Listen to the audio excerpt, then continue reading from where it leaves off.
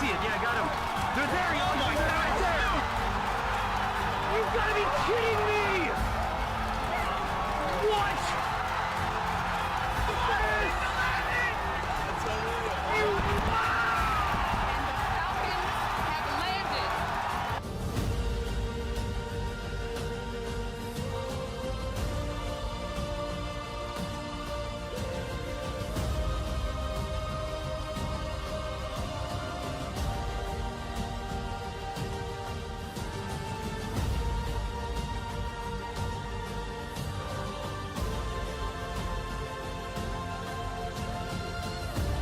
Going with virtual reality and augmented reality, and if you extrapolate that out into the future with any rate of progress at all, like even 0.1% or something like that a year, then eventually those games will be indistinguishable from reality. They'll be so realistic, you will not be able to tell the difference between that game and the reality as we know it. And then it seems like, well, how do we know that that didn't happen in the past and that we're not in one of those games ourselves? Interesting. Interesting. I mean, could be. Everything is possible in life. I mean, yeah, particularly like things seem to be accelerating to something.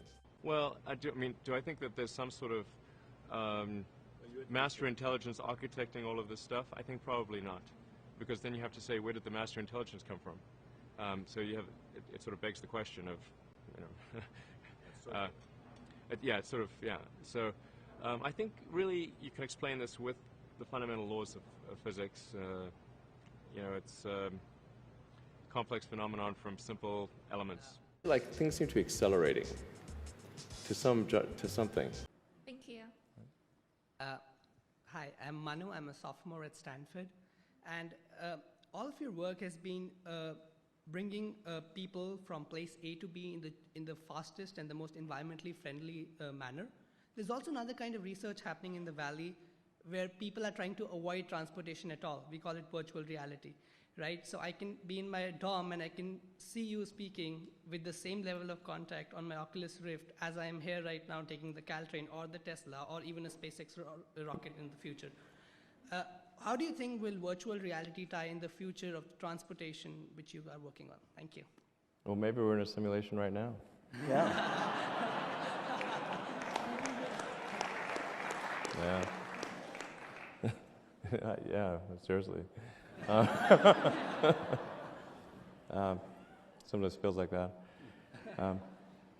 Yeah, I mean, I think it is going to, from what I've heard of Oculus Rift and some of the other immersive technologies, that it's quite transformative. You really feel like you're there.